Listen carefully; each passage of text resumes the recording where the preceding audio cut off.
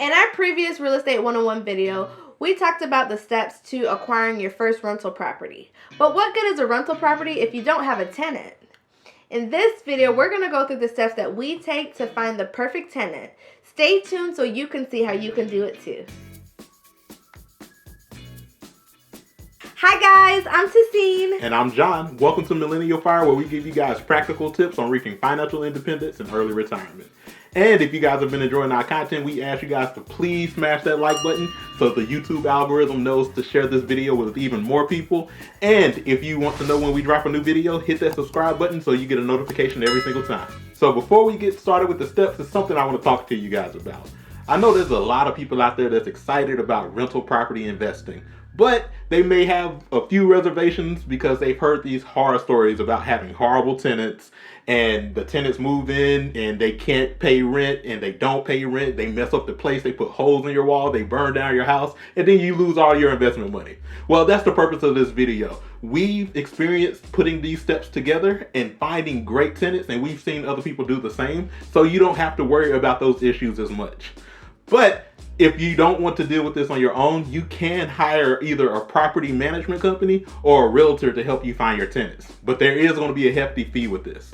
But even if this is the route you decide to take, we encourage you guys to stay and watch the rest of this video because you want to make sure they go through each of these steps while they're interviewing your tenant. The thing is that no matter what, nobody's going to care about your investment as much as you do. So even if you hire one of these companies to do this for you, make sure that they're the best at it. Look up reviews, do your due diligence, and make sure that they care about your investment. So another thing to note is that there's something called the Fair Housing Act. This is very, very important to note. This is an act that protects people from being discriminated against when they're denied for housing. So the categories of this discrimination that's covered is race, color, religion, sex, familial status, and disability. So while we're deciding what tenants we want to keep and what potential tenants aren't good for us, we got to make sure that none of the reasons why we deny a tenant are within this category. Just to give you guys a quick story. This is a true story. There was an elderly woman that went to an apartment complex to see what units were available. The agent at the front desk only showed this elderly woman apartments on the first floor because she was on a walker, and he just assumed that she only wanted to see things on the first floor. She learned later that there were more apartments available on other floors, and she was able to sue this company because they discriminated against her because they assumed that she couldn't have an apartment on the second or the third floor. So this is an example of why understanding the Fair Housing Act is so important while we're deciding who's a perfect tenant for us. So with that being said, let's jump into these steps, love. Okay, so step number one is probably one of the most important steps because this is your foundation for the whole process of acquiring a tenant. And this is where you define your minimum requirements. And in defining your minimum requirements, there are different categories that you want to make sure that you touch on. But depending on your market and the clientele that's in your area, you may have to tweak some of these areas a little bit here and there. But in general, these are a good standard to have for vetting your tenants. So category number one is a minimum household income. We require that the household income of the potential tenant is at least 3 times the rent. So if your rental property is listed for $1,000, the household income of the potential tenant would have to be at least $3,000. So you want to make sure that it's at least 3 times the rent so that the rest of their money that they make in their month can account for things like utility, food, car payments, whatever other expenses they have. It increases your chances that you will be able to get your rent on time and consistently. The next category is a minimum credit score. And for us, we require at least a 600 credit score. The reason for this is because your credit score is a rating of your financial responsibility. You want to have a tenant that has shown that they can manage their finances and make payments on time, and having at least a 600 credit score is a good base for this. This also tells you how well they manage their debts. And in renting a property to a tenant, it's like you're loaning that property to them, and you want someone that can be responsible with what you're loaning to them. The next category is their background check. We require a clean background check, and what we mean by that is that there's no violent offenses, there's no drug activity, and no previous evictions. And by drug activity, not just somebody that maybe got pulled over when they were 17 because they have a little bit of weed that they were smoking. Like, that's not a big deal. But if it's someone that got arrested for having a distribution of weed, then that's something that we don't want to get involved with, because when you have somebody living into your house, you can be implicated as well, because it's still your property. And so if there's any suspicion that you knew anything about their criminal activity and you allowed it to go on your property, that could be something that you're implicated on as well. And so we don't want to have to get involved with any illegal activity like that. And previous evictions is a huge one, because someone who's been evicted in the past, it's more likely that they will stop paying rent and be evicted in the future. If someone just stops paying rent and they decide to just leave, no eviction will be on their record. But if someone actually waits to be evicted, that means that they actually waited for the landlord to have to take them to court and legally get them out. And so that's a huge deal to us. And the last category is good references. And with good references for us, we require good references from their job and also from their previous landlords. We usually like to go back at least 2 years on the landlord references, and then for their jobs, their current job is enough for us. So these are the standards that we have. These are the minimum requirements that we have. And whatever you decide to tweak, the important thing is that you define each category of these standards and stick to them. Step 2 is to market your rental correctly. You'll never find a perfect tenant if they don't know about your property. So what do you need to do this? Well, first you need to collect a bit of information. You need to have what the monthly rent rate is going to be for this property. You need to have what the security deposit is going to be. For those of you that don't know, a security deposit is an agreed upon amount that a tenant will give to a landlord before they move into a property. The landlord keeps it throughout the duration of the lease, and at the end of the lease, they will return it to the tenant if there's been no damages or there's been no breaking of the lease. If there's been some type of damages or anything, the landlord, when done correctly with documentation, can take a portion or maybe even all of that security deposit to fix those damages. The next thing that you will need is the date that the rental will be available. So get the date that your property is ready for move-in and ready to go. The next is some simple information: how many bedrooms, how many bathrooms are in the house. The next one is very important: are pets allowed? There are some people out there that love their pets and will never move anywhere if they can't have their pet with them. And so you saying no to this may be cutting off a large portion of potential tenants. The other side of this is that pets can also cause quite a bit of damage to a rental property. So the way we do this is that we allow pets in all of our properties, but they will have to pay a pet security deposit when they move in as well. And then there is also a pet rent that's added. So you can base these pet rent and pet security deposits off of your market, and also look at your state laws to see what laws may apply to this additional rent or security deposit. And when it comes to homeowner insurance, they may allow pets, but they may have certain limitations on types of dog breeds, because some breeds may be considered too dangerous for the type of insurance. So make sure you look into this before you market your rental. The next important piece of information is if smoking is allowed in your rental. In our recommendation, we would say 100% no. Never allow smoking. When people smoke in your rental, the smoke gets into the walls, it gets into the carpet, it gets into the floors, and that smell is a hard smell to get it away from. And when they move out, you're going to have to pay quite a bit of money to try to get that smell out of the place. Another option in this, if you want to be a bit more lenient, is to allow designated smoking areas. So maybe you have a balcony or a back patio that's outside that you can designate as a smoking area. In our experience, we've seen that even when this is the case, those people still take advantage and smoke inside the house. So we would still recommend that you don't do this, but do this at your own discretion. Another important thing to know is the amenities of the area. You want to get a collection of all the amenities that are nearby. If there's parks nearby, if there's restaurants, if there's schools nearby, get all of that information together, because someone may be looking for a specific type of amenity for their next home.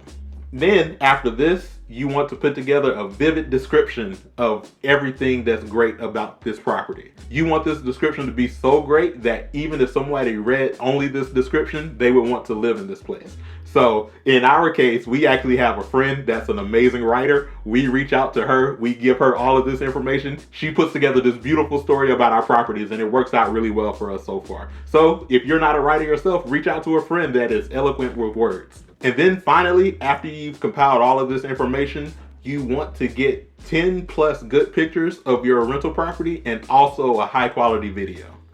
Now, you don't have to go out and buy a fancy camera to get this. If you have a recent smartphone from the last 2 or 3 years, I can guarantee you your camera is good enough to get the story across. So there's a checklist that you want to go through while you're taking this video and taking these pictures. First of all, make sure your rental property is clean before you take any pictures. There are people that will see a bad picture of a rental and move on to the next one and say they don't want to have anything to do with that place. So make sure the place isn't cluttered and make sure it's clean. Another thing to note while you're taking pictures, lighting is your friend. So turn on every single light in the house.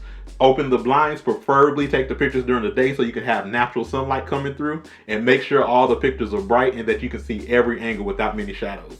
And last but not least, as you're taking these pictures, start at the front door and take the pictures as if you're giving a visual tour walking through the house. Show the pictures and tell a story with the pictures as you're going through the house. So now that you have all this information about the property, you have the pictures, you have the video, you have a great description, you have all of the details, where do you put this information? Well, you know us, we love to use every single free option that we have available. And going online, there are a ton of them to reach as many people as possible. So you can drop this information on the popular real estate sites like Trulia, Zillow.com, Realtor.com. Another very popular place that you can put this information is the Facebook Marketplace. Actually, all of our tenants so far have come from Facebook Marketplace. We get a lot of great results from there. And another place where you can put this would be Craigslist. Even though Craigslist is starting to go away when it comes to advertising, you can still get a lot of great hits there. So if you want to go with something that's a non-online option, you can go with a traditional yard sign. Go to Walmart, pick up a for rent yard sign, put it in your front yard, especially if you have a lot of traffic in the area. And another way, and still a great way of getting information out or marketing, is just word of mouth. Every single friend you know, every single family member you know, let them know that you have a rental property that's available and give them the details, because even if they don't know someone that may be interested, they may know someone that knows someone that may be interested. And this is a great way for networking, and you can get a lot of great results through this. So you've listed your property, you've marketed it well, and people are asking when can they view the property. And so this is when we get to step number 3, which is to pre-screen your tenants. This is an important step to ensure that you're not wasting your time as a landlord and they're not wasting their time as a tenant. And it also can save the potential tenants money as well. You screen your tenants in different ways. The most common way that we use is through an online site called Tenant. This site sends out a questionnaire via email or text message where the potential tenants can answer questions. And in the questions, it asks, what is their desired move-in date? How many people will be living in the rental? What is the household income? What is your employment status? Are you part-time, full-time, unemployed? Are you a student? And you can include any other questions that you think are important in this questionnaire. So at this time is when you also want to reinforce your minimum requirements so that you can ensure that they're aware what they are, so they can decide if they still want to move forward with a viewing of your property. Another way, if you have potential tenants that are not that tech savvy, they may not want to do it online, you can also give them a phone call and you can do the screening over the phone. Another way that you can do it is by just writing all these questions down in an email as well, or a text message, and you can get their responses that way. However you decide to do that, this is an important step to make sure that you don't waste their time or your time. So now that we've pre-screened and we have our list of potential tenants after the screening, now it's time for step number 4, and that's scheduling viewings. So this is a step that has changed dramatically since COVID has hit. Pre-COVID, the majority of viewings were in person, but now virtual viewings have become a big hot topic in rental real estate. So how do you do a virtual viewing? Well, it can start with that video that we had from the marketing. You can send over the video of the walkthrough so they can get an initial tour. Once you do that, you can schedule a time with them and get on some type of video conferencing application and walk through the property as they speak to you, and it can be just like they're there. So some of the options that you have here, once again, we recommend you use a free option. You can use Zoom, you can use Google Hangouts, you can use Skype, you can use FaceTime, you can use any video conferencing app to give them the experience of being at the property. So if you decide to still do in-person viewings, we ask you guys to please be safe while doing so. There are two major categories that you have for doing in-person viewings. You can either do a single person viewing or you can do a group viewing. So with a single person viewing, you have one tenant come and you spend time with them and you personally walk them through the property, and you get one-on-one time with this tenant to show them everything they need to see about the property. This is a great option because the tenant does get that personal one-on-one time with you, and you get to learn more about the tenant since it's one-on-one time. The downside of this is if you're doing this for a lot of potential tenants, it could be very, very time consuming. And this is where the group viewing comes in. So in the case of group viewings, you bring multiple tenants at one time to see the property. The benefit of this, of course, is that it saves you time. Instead of you having to arrive at this property for 10 different viewings, you can do it all at one time and everyone's happy. The downside of this is that you don't get that one-on-one time with the tenants as much because there's so many tenants there. The other upside of this, though, is that if there are a lot of tenants there for a group viewing, it kind of brings up competition because tenant number one may see that there's a lot of other tenants and say, hey, there's a lot of people interested in this property. I may need to jump on this quickly and move forward quickly so I can get this rental before they do. So either way it goes, just make sure when you're doing these viewings that you follow those same rules that we had when we were taking the pictures in the video. Make sure the place is clean, turn on all the lights, make sure toilet seats are closed, and be ready to answer any questions that they may have. If you're doing in-person viewings, a nice touch is to have some fresh baked cookies there, maybe a few bottles of water to show that you're a landlord that goes above and beyond, because when you show that to good tenants, they'll go above and beyond for you as well. So now you've shown your potential tenants the property and they've decided whether they like it or they don't like it. Now we're at the next step, and that's step number 5, and that's sending application invitations. This is a big step because this is the full screening process that encompasses everything, including the background checks. When you have people applying for a rental, it has to be every adult above the age of 18 that has to fill out an application. So you should do a background check and credit score check for any adult above the age of 18 that is applying for the property. So how do you go about doing this? How do you get the applications out there? Well, once again, we use an online service. We use Tenant, and it's actually free to the landlord, once again, to send out rental applications to tenants via their email. So the way this works is that they have to pay $45 at the time of this recording, and the tenant paying $45 does two things. It gives you their check for their background and also the check for their credit score. So if you don't use Tenant, there are other sites that you can do this with. Cozy.co is another website that allows this. Zillow.com. And there are a number of other sites out there as well. But once again, we love Tenant because it's free to us. And whichever site you do choose, just make sure that you choose the option that runs a full background check along with a credit score, because there's different options to do partial screenings, but you want to make sure you do a full screening with a background check and the credit score. And I just want to add that the application process does not have to happen this far in the game. Some people may see it on the website from just the pictures and are so excited and interested that they apply even before they do a viewing. At this point is when you want to make sure that if they haven't already applied, you make sure that you invite them to apply. So now we're at the final step, which is step 6, process your applications. When you're processing applications, you want to process them on a first come first served basis, and this is just to prevent any allegations of discrimination. If you have a process that you have set in place that you process the applications as they come in, you have a minimum requirement, you will have documentation to prove that there's no way that anybody could say that you discriminated against them. So when you're processing your application, you're always going to start from what is already provided for you that you don't have to do any work to get. It's the background check and the credit check. So that's something that when they applied online, you'll have, I think some of them are pretty instant, some of them it might take a day. So once those reports are available to you, you will go through those reports to make sure they meet your minimum requirements. For the credit check to see that it's at least a minimum of 600 credit score. I also go a little further and look what is on their credit report. Do they have any missed payments? Do they have anything in collections? So the next thing is that you want to check the background check and see if there's any of your minimum requirements. Make sure, for us it would be no violent crimes, no distribution of drugs, no illegal activity on their record in any of their prior residences, and no evictions. If they've met all those requirements on the background check and on the credit score check, then you can move on to the next parts of your processing of the application that will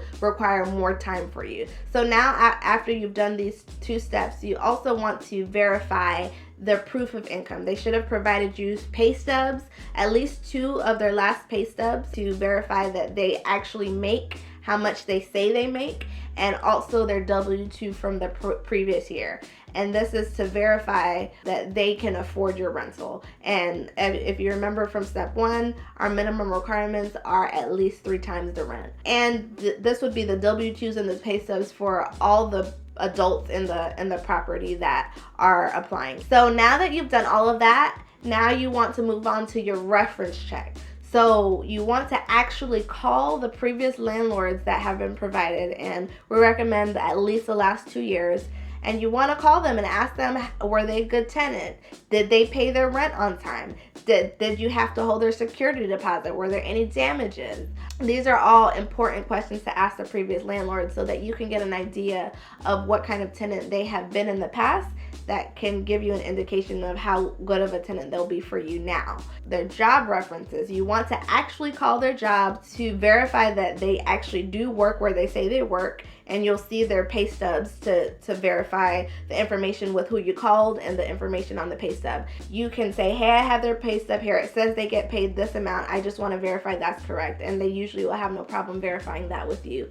You also want to ask, are they in good standing at their job? Do you foresee them being there for the next year? This is very important because this is how they're paying you rent. If their manager is actually thinking about firing them the next month, then they don't have a verified income stream in the foreseeable future, and so they're probably not a good candidate for you. And you also want to ask how responsible they are. Do they show up late to work a lot? Do they consider them as a good employee? And if all this checks out, then you are on your way to having your perfect tenant. So we've gotten through all 6 steps, and if they were done correctly, you should have your perfect tenant now. So we know this sounds like a lot of work, but we promise you guys this is worth it. Now you have a business, you have a rental property, and you have a tenant, which means you can have income coming to your bank account every month. It's amazing, and we've been doing this for years and we love it. So we know we covered a lot in this video. If there's anything you guys have any specific questions about, please don't hesitate to reach out to us. Leave a comment down below. We'll try to get to every single comment if we can.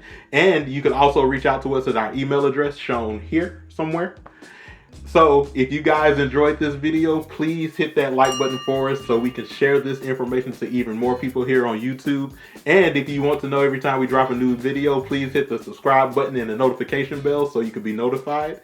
And that's it for this video. So until next time, guys. See you guys.